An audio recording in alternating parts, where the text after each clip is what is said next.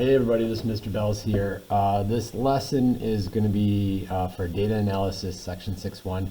It's an introduction to exponential graphs.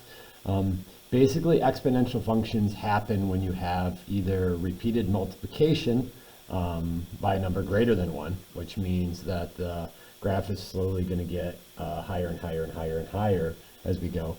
Or you could say repeated multiplication for a number between 0 and 1, which would just be like dividing by something. Again, multiplication by a half is the same thing as dividing by 2. So when we have that repeated multiplication over and over and over again for a number that's less than 1, then it's going to be a decay situation. We see exponentials all the time in terms of population growth and banking interest formulas, depreciation on car vehicles. We're going to take a look at a few things right now. Hopefully this will be pretty good for you. So again, exponential functions. Take good notes, pause the video whenever you need to. And if you got any questions, remember that you can always reach out to me. Some of this stuff looks like. So we're going to start right here, and we're going to say that every exponential function that we're going to look at for right now looks like this. Okay, where there's a y, some variable, and an x, some variable. And this a and this b represent two different things. So a is the initial amount. It's how much we're starting with at time 0.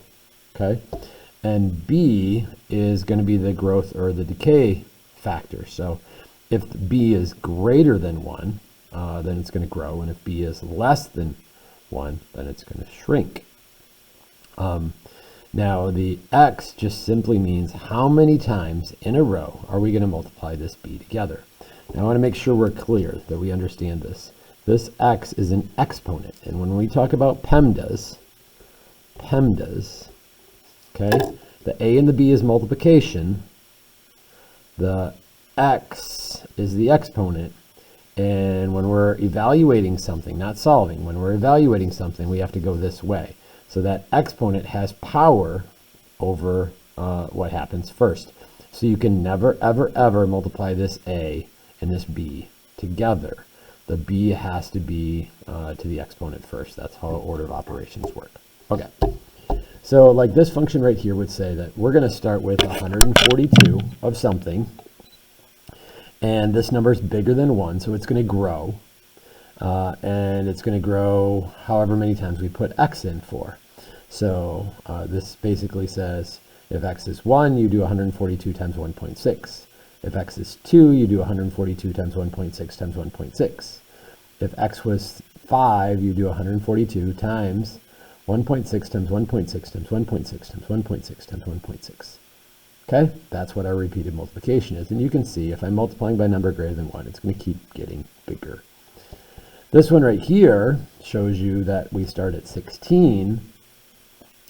However, this time this number is less than 1. So basically you can think of it as like 83% of this number, which means that this number is going to get smaller every time you continue to repeat this multiplication of 0.83. So how do these two numbers work out? It's kind of like 100%. We'll keep it there, plus or minus a certain percentage. So on this one right up here, this one has a 60% increase because it's 100% plus 60%. Whereas this one right here has a 17% decrease. Because how did we get 0.83? Well, we took 17% off of 1 or 100% if you change it into a decimal. Okay?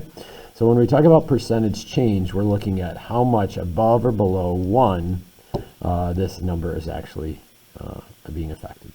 Okay, so what do the graphs look like? Well, a growth graph is going to have a horizontal asymptote right here at 0, because again, there's no shifting, there's no pluses or minuses after any of these things. Is going to have a horizontal asymptote at 0. It's going to start really low here in the negatives, and then it's going to go up.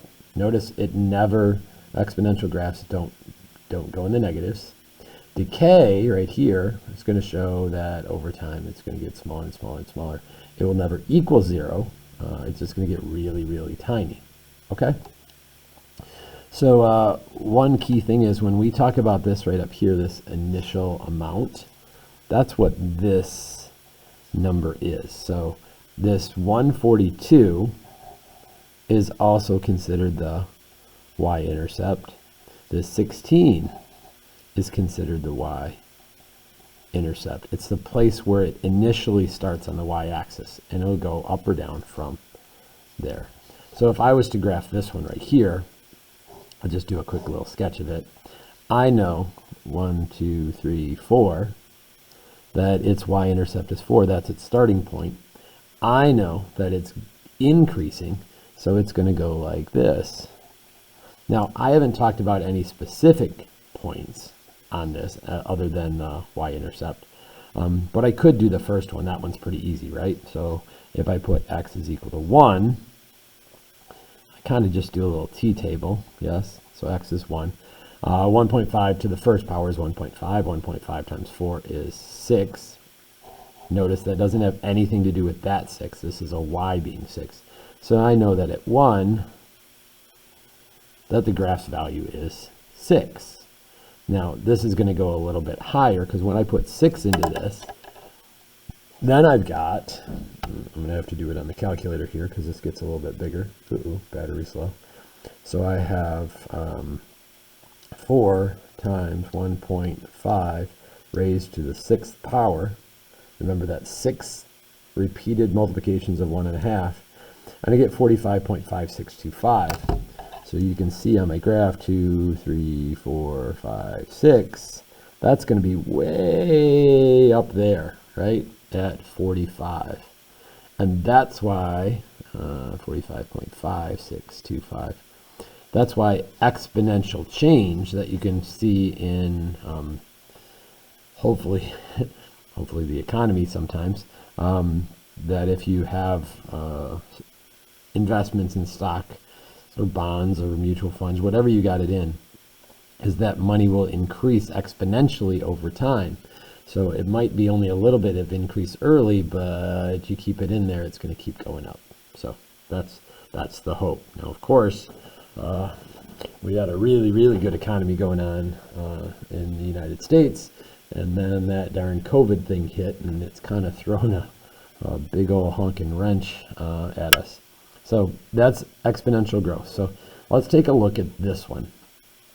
So this says basically it's exponential growth. Why?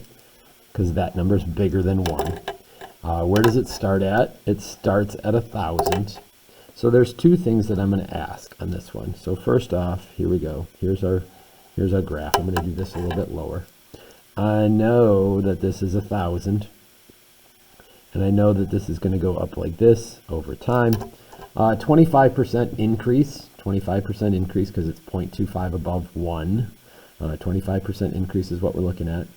And then I have this. So when x is 20, what's y? Well, that's a pretty easy thing to do. You just simply go to your calculator and you can put in 1,000, right? Times 1.25 raised to the, and we want to know 20th. Now that means I'm really multiplying by 1.25 20 times. So this could be a pretty big number. And you can see it's 86,736. 86,736.17. So now my question is, when will it equal 2 million? Well, I can do a couple things right now. I can just guess and check. So I'm going to go ahead and retype it again. 1,000 times 1.25 raised to the, let's try the 30th. And you see I can get 807,000. Well, if I times by 1.25 again, that would be like raising it to the 31st. Times by 1.25 again, that would be to the 32nd. Times 1.25 again, that would be to the 33rd. Times 1.25 again, that would be to the 34th. And you can see that I'm really close to 2 million right now. So I know that my answer is going to be approximately 34 point something. So The only way that I can get it on my calculator like this, until we learn about these things called logarithms, which are coming up that will help us solve this, the only way I can get on my calculator is to graph. So I'm going to go ahead and do that right now, and I want you to do that with me. So make sure your plots are all turned off and start Y1 and Y2 just like this. Y1, I'm going to put my initial amount, 1,000, parentheses 1.25, close parentheses. And we're always going to use a x in the exponent spot right there again. Remember, that's your x key. So I've got that. And now in Y2, I want it to equal to million. Make sure you have 6 zeros there. Don't have something else there. In my window, I know that my x max, I don't have to go in the negatives. My x max is somewhere around 34, so I'm going to put it to 40. And I know that my y max is somewhere, or my y max is 2 million. That's what I want. So I'm going to go 2,500,000, like that. So it's a little bit above that. Now, if you see that I hit graph, there's my exponential function. You can see that over time it starts jumping up. It does intersect right there. Second trace, number 5, enter, enter, enter. And it tells me it's at 34.062. 34.062. There's my x. Okay? Now, again, one more time. What did I do? If I want to know a y value, I simply plug the x in. If I want to know an x value, I don't know how to algebraically solve this. The solution to that is something called a logarithm, and that's coming up over the next few days, in the next few videos. The only way that I can solve for an x right now is to be able to graph it, because I'm basically taking this 2 million right here and putting it in there and finding out where those two places, wherever 2 million was, right up here, right, wherever 2 million was, wherever they intersect. That's the way that I can do that. Okay? So let's talk about an actual example right now. So it says there are 1,200 turtles on an island and are decreasing by 15% a year. So maybe there's some sort of other species on the island that's killing off the turtles. Oops, sorry for all of you people who are looking at that going, where's my A? Maybe there's some sort of disease that's going on with the turtles. Maybe the turtles' food chain has a little oops in it, but some reason the turtles are dying, unfortunately. So how do I write an equation that represents this? So the first thing I'm going to do is I'm going to go P stands for population of turtles, equals, well, what do they start at? 1,200, and they're decreasing by 15%, so that's 1 minus 0.15. Now I could have also written this 0.85, because I know that's a 15% decrease. So whichever way you want to write that, that is totally okay with me. And then I'm going to put that to the t power. Now again, you're not going to use t necessarily on your calculator. You're going to use x when you do that. I just want you to understand that p is population of turtles and t is time. So t is not the turtles, t is time. In this case, time is in years, and it's really important to keep track of what the time frame is for each one of these exponential changes. Okay? So it says, how many are there 3 years from now? Well, that simply means that I'm putting 3 into the time period. So I go to my calculator again, on clear. I'm going to go to my home screen because I can do that on this one. And I put in 1,200, parentheses, 1 minus 0.15. Make sure you use a subtraction sign, not a negative sign. Close parentheses, raised to the third. And it says 736.95. Now, I don't care if you have a little bit of rounding on this one. I know you can't have 0.95 of a turtle. I'm okay with you saying approximately 737 turtles. That works for me. And then this one says, how many years till there are less than 100 turtles remaining? How many years till less than 100 turtles? So this is a population, so that's here. So we're going to go like this, 100. If we find out when it's equal, we just need to go beyond that. So 1,200.85 to the t Remember, there's nothing algebraically that you guys know how to do to solve this yet, because we don't know how to undo exponents. Again, what's the magic word? Think about it. What word is it that's going to help us later on? If you said logarithm, you're a winner. Yay. Thumbs up for you guys. That's going to be a logarithm. But the only way we can do this right now is graph it. So let's go ahead and graph it. So I'm going to go on to my y equals, clear out my old question, and I have 1200, and then parentheses. I'm going to go ahead and use 0.85 just so you can remember that we do it. Raised to the x. And I want to know when it's going to be 100.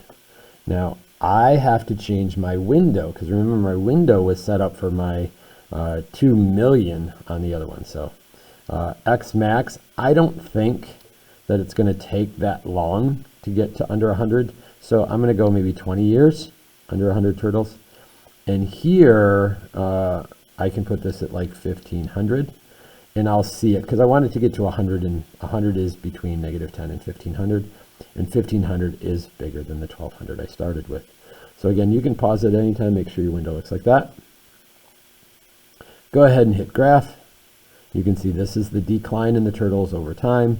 That's when the population will equal 100. Second trace, number 5 intersection, enter, enter, enter. And it shows me 15.289 years. And I would go 15.3 years. Remember, you should be able to practice these problems in the Big Ideas Math homework, but you have to do the homework yourself. Unfortunately, I probably have about 25 to 50% of you right now that are using Slater. Yeah, it's out there, but it's only hurting you. Make sure you do it. Now, if you're going to use Slater to check your work, to make sure that you understand how to do the problems, that you're getting the right answers, you know, it is what it is for that. But put the time in. You can't get good at math, and it's just going to keep creeping up and punching you in the face if you're using outside sources and you need to understand it yourself. Okay, so here we go. Last example problem for exponential growth decay stuff. Says you invest $5,000 for 15 years and you're going to compound it quarterly. Okay, so we're going to have a whole section on compounded a certain amount of time, but basically that looks like this. There's a new formula, and it's A equals P times 1 plus R over N raised to the NT power, just like that. So compounded quarterly means that if I put money in the bank, normally if I had annual interest, which means they're going to pay me one time per year. Like say I put 500 bucks in the bank and I get 10% interest.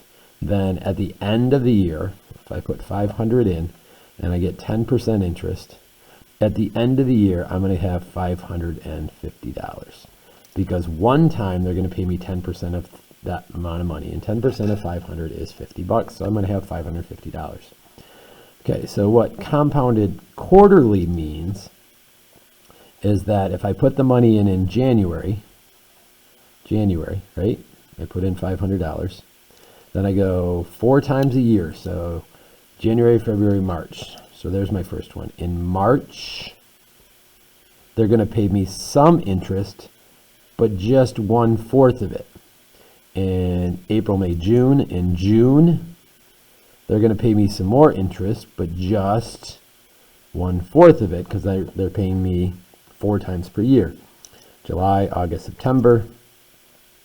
In September, they're going to pay me 1/4 of that interest. And in December, they're going to pay me the last 1/4 of that interest. So here's what it means to compound interest.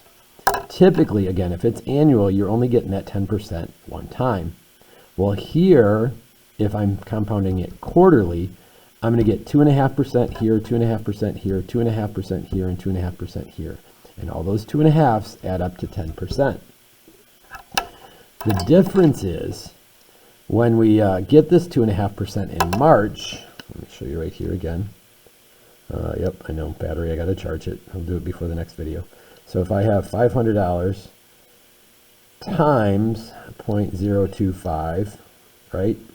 And actually, let's do it this way. $500 times 1.025. That way it'll tell me how much money I have. So 100% of the 500 plus the extra. I'm going to have $512.50. Are we good? So that means that, remember, at the end of this one, I'd have $550 at the end of December. But in March, I have $512.50 because they paid me 1/4 of the interest right here.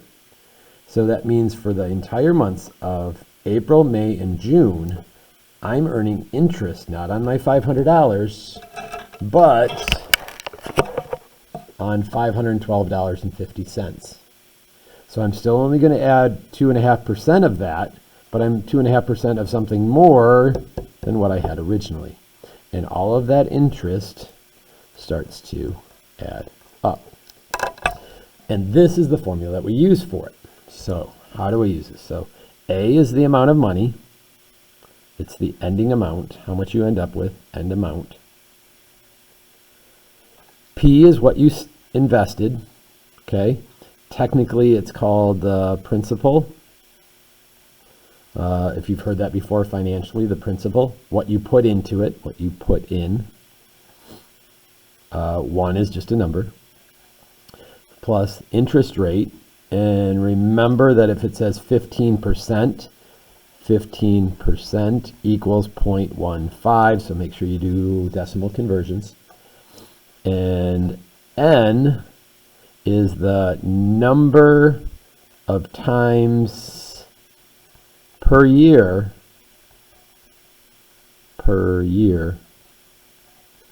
it's compounded, which means how many times per year you pay off part of it.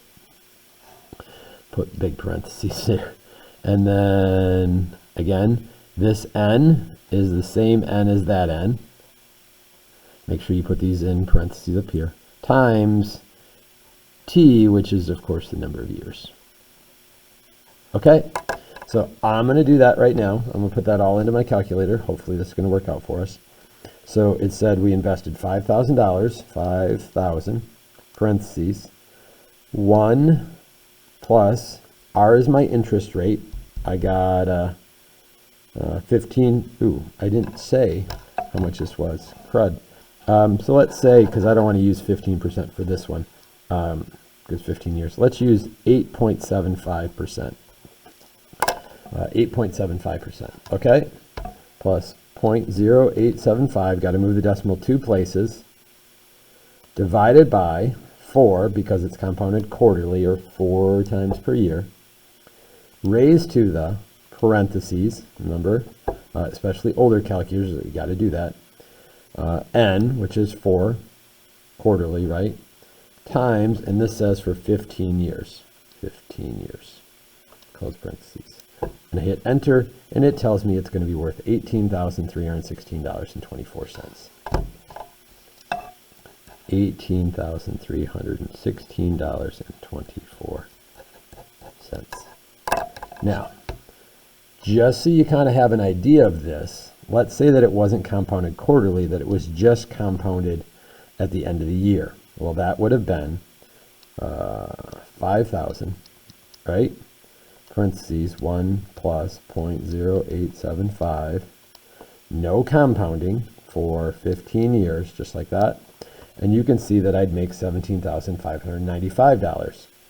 Or, because it was compounded quarterly, I made an extra, looks like almost $700, a little over $700, because it was compounded quarterly.